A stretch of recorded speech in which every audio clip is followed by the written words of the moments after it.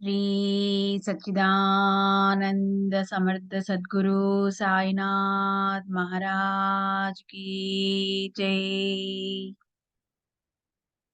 अखिलांड कोटि ब्रह्मांड नायक राजाधिराज योगिराज परब्रह्म साईनाथ महाराज की जय। नमस्कार साष्टांग श्री साईनाथ। नमस्कार साष्टांग श्री साईनाथ। नमस्कार साष्टांग श्री साईनाथ। మనము అల్లా అచ్చా కరేగా విమలా శర్మ గారు రచించిన దాని గురించి జ్ఞానాన్ని తెలుసుకుంటున్నాం కదా. విమలా శర్మ గారికి, అలాగే సాయినాథులకి, శ్రీరామ్ సార్కి, ప్రతి ఒక్కరికి కృతజ్ఞతలు చెప్పుకుంటూ ఈరోజు మనకి ఇచ్చిన జ్ఞానాన్ని తెలుసుకుందాం. నరసింహస్వామికి ఆధ్యాత్మిక అవగాహన అనేది రమణాశ్రమంలోని జీవితమే ప్రసాదించింది. అదంతా కేవలం గ్రహణ శక్తిని పెంచుకోవటాన్ని సాధన చేయటమే. ఒకవేళ భక్తి అవసరమైతే రమణ సద్గురు మీద పాటలుండేవి. భక్తి రసామృతాన్ని పానం చేయటానికి నరసింహస్వామికి అమితాదాహంగా ఉండేది. మహర్షి అనుమతి ఆశీస్సులతో 1932లో ఆయన వెస్టర్న్ ఇండియాకు బయలుదేరారు. మీరాబాయి, జయదేవుడు, గౌరంగ ప్రభువు, తుకారాము వీరు భక్తిపరమైన సాహిత్యాన్ని నిజంగా ఎంతో ప్రసాదించారు. అయితే ఇంత విశాలమైన భారతంలో భగవంతుని నామం మార్మోగిపోయే పండరీపురం అంతగా భక్తిలో ప్రసిద్ధి చెందిన పట్టణం మరొకటి లేదు. ఇప్పటికి కూడా ఈ పట్టణంలో హరినామంతో మార్మోగిపోతూ ఉంటుంది. పుండరీకుడు పేరు మీదే పాండురంగుడన్న పేరు భగవంతుడికి, పండరి అన్న పేరు ఆ పట్టణానికి వచ్చింది. భగవంతుడు తనంత తాను ఇటుకరాయి మీద పుండరీకుడికి ప్రకటమయ్యారు. అందుకని ఆయన విఠలుడు లేదా విఠోబా అయ్యాడు. తుకారాం లాంటి భక్తులు పాడే దివ్యనామ సంకీర్తనలతో ఆయన అక్కడి నుంచి కదలలేకపోయారు. శంకరాచార్యుల వారి ఆశీస్సులు ఆత్మ జ్ఞానాన్ని పొందటానికే సంపాదించటం వల్ల నరసింహస్వామి భక్తి పండించుకోవటానికి దివ్య సంగీతాన్ని ఎంచుకున్నారు. ఇక్కడ ప్రాంతీయ భాషను నేర్చుకుని నరసింహస్వామి ఆ గాయకులతో కలిసిపోయి హాయిగా 1 సంవత్సరం గడిపారు. ఈ ప్రక్రియలలో నరసింహస్వామి తనను తాను గమనించటంలో విఫలురు కాలేదు. ఈ విషయం ఆయనే స్వయంగా చెప్పారు. తానేం చేస్తున్నారో తనకు తెలుసు. దీనికి కారణం అంటే లోపల ప్రజ్ఞకు కారణం తాను శ్రీ రమణ మహర్షి నుంచి గ్రహించిన శిక్షణే అంటారాయన. సంవత్సరం గడుస్తుంటే ఆయనలో ఏదో తెలియని వెలితి ప్రవేశించటం మొదలుపెట్టింది. భక్తి సముపార్జనకాయన పండరీపురంలోనే ఉన్నప్పటికీ ఆయన ఉద్దేశం సద్గురువుని కనుగొనటమే. అందుకని దానికోసం అడగటం మొదలుపెట్టారు. పూణే నుంచి 34 మైళ్ళ ఖేడ్గావ్ ఉందని, అక్కడ ఆశ్రమంలో నారాయణ మహారాజు గారు ఉన్నారని విని ఆయన నుంచి కొంత మార్గదర్శకత్వాన్ని పొందాలని ఆశించారు. నారాయణ మహారాజుని ఆయన ఆశ్రమంలో దర్శించారు. నారాయణ మహారాజు గారికి చాలా అద్భుతమైన శక్తులుండేవి. అవతార్ మెహర్ బాబా ఆయన వద్దకు వచ్చారు. పండిట్ కాశీనాథ్ కూడా ఆయన్ను దర్శించుకున్నారు. ఆయన్ని షిరిడీలో శ్రీ సాయి వద్దకు పంపారు. నరసింహస్వామి ఎంతో అరుదైన కోహినూరు వజ్రం తనకి ఎక్కడి నుంచి లభిస్తుందని అడిగితే పడమటి దిక్కుకి వెళ్ళమని చెప్పారు. నారాయణ మహారాజ్ బెంగుళూరులో 1945 సెప్టెంబర్ 3న సమాధి చెందారు. 1933 అవతార్ మెహర్ బాబా అహ్మద్ నగర్ కి దగ్గరలో ఉన్న మెహరాబాదులో ఉండేవారు. ఈయనకు 4 గురువులు: నారాయణ మహారాజ్, హజ్రత్ బాబాజాన్, ఉపాసనీ మహారాజు, షిరిడి సాయిబాబా. షిరిడి సాయిబాబా ప్రపంచాన్నేలే సద్గురువుల కూటమికే సామ్రాట్టు అని, కోహినూరు వజ్రం అని చెప్పేవారు మెహర్ బాబా. సాయిబాబా అనుజ్ఞతోనే ఈయన ఉపాసనీ మహారాజుని గురువుగా ఆశ్రయించారు. ఆయన ప్రేమనే ప్రచారం చేసి బ్రహ్మ బ్రహ్మచర్యాన్ని, మౌనాన్ని పాటిస్తూ ఏకాంతంలో ఉండేవారు. 1969 జనవరిలో ఈయన సమాధి చెందారు. నరసింహస్వామి కొద్ది రోజులు మెహర్ బాబాతో ఉన్నారు. ఉపాసనీ మహారాజు చేత పంపబడే వారందరూ అవతార్ మెహర్ బాబా దగ్గరకు వచ్చేవారు. నరసింహస్వామి గారు మెహర్ బాబా వద్ద సెలవు తీసుకుని ఉపాసనీ మహారాజ్ గారి వద్ద ఉండే సాకోరికి వెళ్లారు. నరసింహస్వామి గారు శ్రీ ఉపాసిని మహారాజు గారిని కలవటం, సాకోరి ఆశ్రమంలో ఆయన జీవితంలో గొప్ప మైలురాయి. దానివల్లే ఓ సంపూర్ణ సమర్థ సద్గురువుని ఆయన కలిశారు. వారే శ్రీ సాయిబాబా. వారి కఠినమైన శిక్షణలో ఈయన అద్భుతంగా రూపుదిద్దుకున్నారు. ఉపాసిని మహారాజు అసలు పేరు కాశీనాథ్. ఆయన ఆయుర్వేద వైద్యులు. ఆచార పరాయణులైన బ్రాహ్మణ కుటుంబంలో జన్మించారు.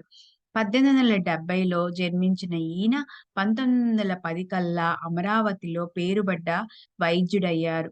భేషజ రత్నమాల అనే మెడికల్ జర్నల్‌కి ఎడిటర్‌గా కూడా ఉండేవారు. అతనికి 2 వివాహాలైన భార్యలు మరణించారు. ఒక గృహస్థుగా ఆనందం తన మూడో భార్యతో జీవించారు. తనకున్న యావదాస్తిని ఒక ఎస్టేట్ కొనటానికి పెట్టుబడి పెట్టి, అందులో నష్టం వచ్చి ఆర్థికంగా బాగా చితికిపోయారు. భార్యతో కలిసి యాత్రలకు వెళ్లారు. భార్యని తీసుకెళ్లకుండా నారాయణ మహారాజుని కలిశారు. ఆయన చెప్పటం వల్ల సాయిబాబా వద్దకు వచ్చారు. ఇది జరిగింది 1911లో. తర్వాత ఆ గురువు శిక్షణలోనే ఉన్నారు.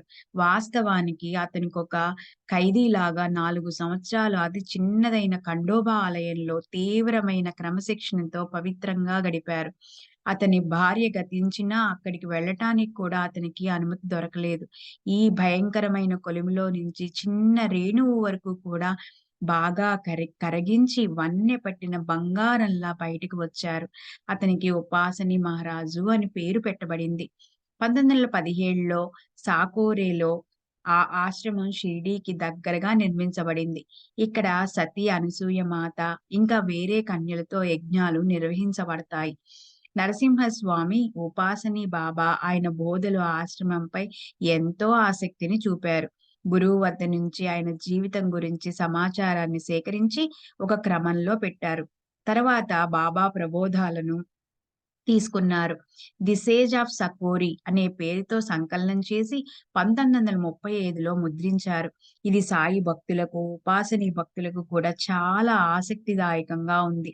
సాయిబాబా ఆధ్యాత్మికతపై అభిరుచి ఉన్నవాడికి ఎలా శిక్షణ ఇచ్చి, అంతర్శుద్ధి, ఏకాగ్రత చిత్తాన్ని ఎలా అభివృద్ధి చేశారో, భక్తిని, గురువు పట్ల విధేయతను, ప్రతి జీవితంలోనూ గురువునే చూడగలటం ఎలా నేర్పారో తెలుపుతుంది. ఉపాసనీ బాబా ప్రబోధాలు కూడా ఇందులో కూర్చబడ్డాయి. ఉపాసనీ బాబాపై ఇంగ్లీష్‌లో మొదటి జీవిత చరిత్ర ఇది. ఈ ఇన్ని సంవత్సరాల్లో ఆయన తన గృహస్థ జీవితంలో విపత్తులు వచ్చిన తర్వాత నరసింహస్వామి గారు భయంకరమైన గడ్డు జీవితంలో ఎంతటి క్రమశిక్షణను పాటించారో చూస్తుంటే ఆశ్చర్యం వేస్తుంది. ఇప్పటికీ ఆయన ఎంతటి ఆధ్యాత్మిక ప్రగతి సాధించారో మనం ఊహించవచ్చు. నరసింహస్వామి జీవితంలోని దుఃఖాలను చెప్పుకుంటుంటే, అయ్యో! ఆయనకెందుకిలా జరగాలి? జీవితానికి అర్థం ఏమిటి అని అనిపిస్తుంది. భగవంతుడు తన దయను భక్తునికి ప్రసాదించే ముందు అతనికున్న ఆకర్షణలను తీసేసుకుంటారు. అవి మనిషికి పతనం కలిగిస్తాయి. కనుక అతన్ని అలా పతనం కానివ్వకుండా తన వైపు చూసేలా చేసి, ఆ చూపుని తనలో లీనం చేసుకుంటారు. 1941 ఉపాసిని మహారాజు సమాధి చెందారు. కన్యలే దానిని ఇప్పుడు నడిపిస్తున్నారు. ఇప్పటికీ నరసింహస్వామి తన అన్వేషణ ఫలించే దిశకి చేరువయ్యారు. తన తల్లిదండ్రుల నుంచి తప్పిపోయిన పిల్లవాడు వారిని వెతుక్కున్నట్లు ఈయన ఒక సద్గురువు నుంచి మరొక సద్గురువు వద్దకు వెళ్తున్నారు.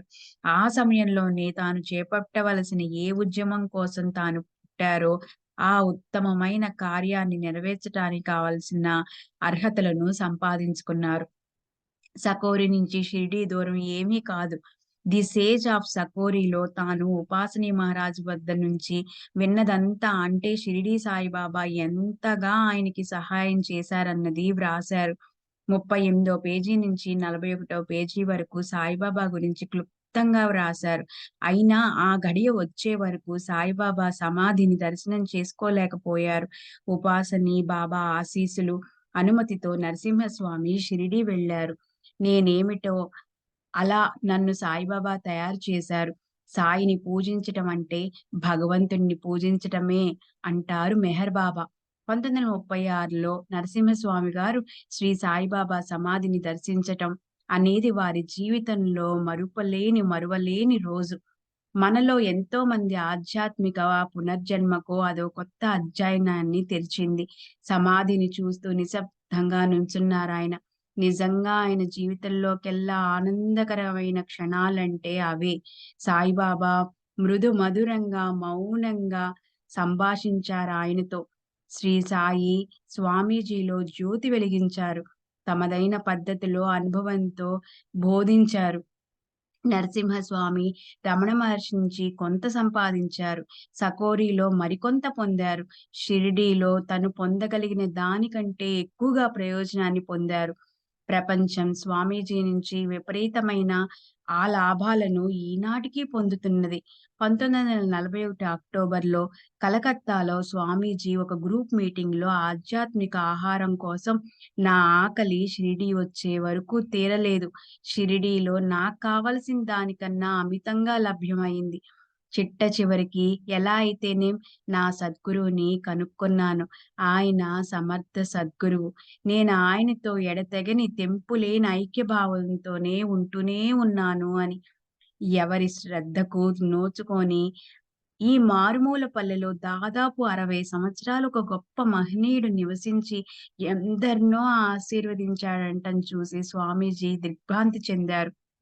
బయట నుంచి కొద్ది మందికి తెలియటం, వారికి కూడా ఎంతో తక్కువగా సాయిని గూర్చి తెలవటం వీరిని ఆశ్చర్యపరిచింది.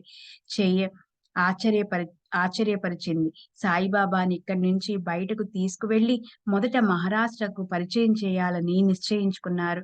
ఆయన బాబా సందేశాన్ని తన స్వంత ప్రదేశానికి తీసుకెళ్ళి ప్రతి పట్టణానికి టూర్ చేస్తూ వారి ప్రబోధాన్ని ఇండియా అంతటా వ్యాపింపచేశారు. ఈ దక్షిణాది మనిషి బాబా విషయంలో చూపే ఉత్సాహాన్ని చూచి షిరిడీ సంస్థానం వారు ముగ్ధులయ్యారు. బాబా సశరీరులుగా ఉన్నప్పుడు మొదలైన నిత్య పూజ ఆయన సమాధి వద్ద కొనసాగుతూనే ఉంది.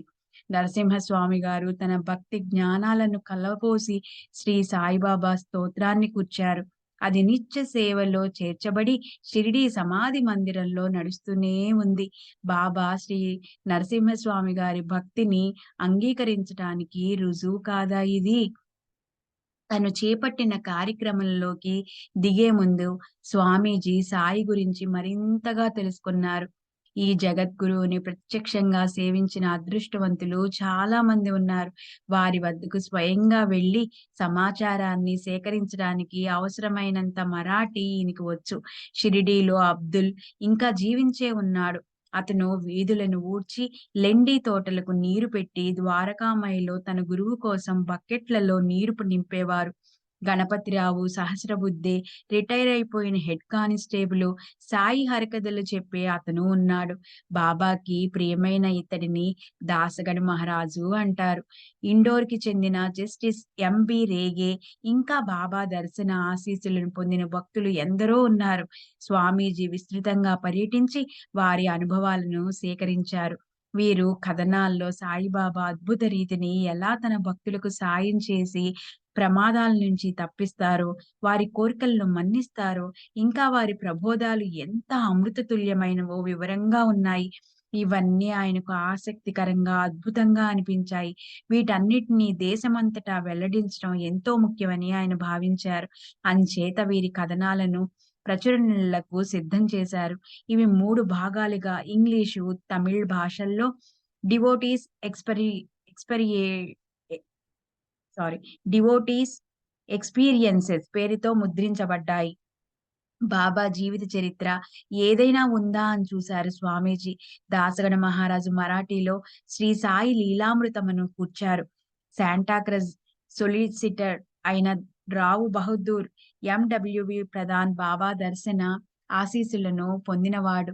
ఇతను గ్లింప్సెస్ ఆఫ్ స్పిరిచువాలిటీ అనే చిన్న పుస్తకం రాశాడు. సాయి సమర్థుల అనుమతి ఆశీర్వాదాలను పొందిన ప్రమాణ గ్రంథం శ్రీ సాయి సచ్చరిత్ర ను మరాఠీలో అన్నా సాహెబ్ దబోల్కర్ వ్రాశారు. పైన చెప్పుకున్న సాహిత్యాన్ని చదివి, దానికి తాను సమకూర్చుకున్న సమాచారాన్ని జోడించారు స్వామీజీ. ఇప్పటికీ ఆయన కనుక్కోవలసింది పూర్తయింది. తర్వాత జస్టిస్ రేగేతో మహారాష్ట్ర అంతటా పర్యటించి ఇంగ్లీష్‌లోను, మరాఠీలోను సభలను నిర్వహించి ప్రసంగించారు. మెడ్రాస్ నుంచి వెలువడే సండే టైమ్స్‌లో శ్రీ సాయిబాబా మీద వ్యాస పరంపరలను ప్రచురింపచేశారు. ఈ కార్యక్రమాలను ఆయన 1938 సంవత్సరం చివరి వరకు చేసి 1939 ప్రారంభంలో మెడ్రాస్ తిరిగి వచ్చారు. ఆయన చేపట్టిన ఉద్యమం మహాశక్తివంతమైంది. మానవ వన్ మానవ మనసుల్లో ఉత్పన్నమయ్యే వికల్పాలను చెదరగొట్టేందుకు, గురువుపై విశ్వాసం దృఢతరమయ్యేందుకు ఆయన అద్భుతమైన కార్యక్రమాలను చేపట్టారు. అవి వారి మాటల్లో చెప్పాలంటే వార్తాపత్రికలు అనే భాషల్లో ప్రచురింపబడాలి. గ్రంథాలు ప్రచురింపబడాలి. దేశమంతటా ఉపన్యాసాలు, కీర్తనలు నిర్వహించబడాలి. ప్రతి చోట, ప్రతిరోజు పూజలు, భజనలు జరగాలి. దేశమంతటా ఈ కొస నుండి ఆ కొస వరకు బాబా వ్యాపించాలి. నరసింహస్వామి గారు తన సద్గురువు కోసం అన్వేషణ సాగించారు. తన సద్గురువు నుంచి తాను పొందిన కరుణను మనతో పంచుకున్నారు. ఇది క్లుప్తంగా వారి జీవిత కథ. మెహర్ బాబా శ్రీ సాయిబాబా యొక్క రహస్య దృక్పథము, ఇంకా ఆయనతో కలిసి పనిచేసే నలుగురు సమర్థ సద్గురువుల విలువను తెలుసుకున్నారు. ఆయన అభిప్రాయం ప్రకారం శ్రీ సాయిబాబా, ఉపాసనీ బాబా, పూణేలోని హజ్రత్ బాబా జాన్, నాగపూర్‌లోని తాజావుద్దీన్ బాబా, కేట్‌గాన్‌లోని నారాయణ మహారాజు, వీరిలో సాయిబాబా అందరికంటే అత్యుత్తమ స్థానంలో ఉన్నారు. ఈ రోజుకి ఆయన మిగతా వారితో కలిసి విశ్వంలోని శక్తులను మార్గదర్శకాన్ని వహిస్తున్నారు. ప్రొఫెసర్ జీజే నార్కే స్వామీజీతో సాయిబాబా గురించి అలాగే చెప్పారు. సాయిబాబా మనతో ఉండి పనిచేయటమే కాక, మనం చూడని, మనకు తెలియని వేరే లోకాల్లో కూడా పనిచేస్తారు. బాబా ఎంత శక్తివైన వారంటే, ఆయన పిలుపు రాందే ఎవ్వరూ ఆయన వద్దకు వెళ్ళలేరు. సాయిబాబా నరసింహ స్వామీజీని పిలిచారు. ఆ పిలుపుకు ఆయన స్పందించారు. నరసింహస్వామి గారి కంటే ముందు, తర్వాత కూడా ఎందరో బాబా జీవితాన్ని వ్రాసారు. ఆయన దివ్య ఆయన దివ్యత్వాన్ని గానం చేశారు. కానీ స్వామీజీ చేసినంత హాయిగా మరొకరు ఆ పని చేయలేకపోవటానికి కారణం, సాయిబాబా స్వామీజీని తన పని నిర్వహించగల ఒక సమర్థవంతమైన పనిముట్టుగా ఎన్నుకొన్నారు, కోరుకున్నారు. షిర్డీలోని శ్రీ సాయి సంస్థానానికి ఒక మండలి ఉందని, దానికి సాయి భక్తులెవరైనా సభ్యులు కావచ్చునని తెలుసుకున్నారు. అయితే ఆ మండలికి ఎక్కడా శాఖలు లేవు. అందుకని ఆల్ ఇండియా సమాజ్ కనుక ఉన్నట్లయితే మన నేలపైన సాయి భక్తిని చేయవచ్చునని అభిప్రాయపడ్డారు. దానికోసం ఆయన వేసిన మొట్టమొదటి అడుగు 1939లో మద్రాసు తిరిగి రాగానే మైలాపూర్, మద్రాసులో ఆల్ ఇండియా సాయి సమాజ్‌ని ప్రారంభించటం. నిరంతరము నరసింహస్వామి పని కేవలం శ్రీ సాయిబాబా గురించి ఆలోచించటము, మాట్లాడటము, ఆయనకి ఇది తప్ప మరొక పననేది లేదు. బాబాతో ఆయన ఎడతెగని అనుబంధం. గ్రూప్ మీటింగుల్లో మాట్లాడటం, సభల్లో ప్రసంగించటం, ఆయన ప్రభావాన్ని పెంచటం. ఆయన చుట్టూ కార్యకర్తల సమూహమే ఉండేది. ఎప్పుడూ కూడా సాయిబాబా ఎవరు అని ఆయన మొదటి ప్రచురణ 1939లో ప్రచురణ జరిగింది. ప్రతి ధర కేవలం ఒక అనాతో అది చాలా ప్రాచుర్యం పొందింది. తమిళ పత్రుల వల్ల స్వామీజీ జనాల్లోకి దూసుకుపోయారు. 1940లో వండర్స్ సెయింట్ సాయిబాబా అనే 6 అణాల ఖరీదు చేసే ఆయన మరో పుస్తకంలో శ్రీ సాయి గురించి మరిన్ని వివరాలందించారు. ఆ చిన్న పుస్తకంలో ఆసక్తికరమైన విశేషాలు ఏమిటంటే, గడిచిన అవతారాల్లో భగవంతుడు చేసే సాయం సాధారణంగా ఉండేది. కానీ శ్రీ సాయి అవతారంలో భగవంతుని దయ ప్రతి ఒక్కరికి, అందరికీ పంచబడింది. తన భక్తుల పరిణితి కోసం, వారి ఉద్ధరణ కోసం శ్రీ సాయి ఎలాంటి శ్రద్ధ తీసుకుంటారో దాన్ని స్వామీజీ వివరంగా చెప్పారు. ఈ పుస్తకం హిందీ, బెంగాలీ, తెలుగు, గుజరాతీ భాషల్లోకి అనువదించబడింది.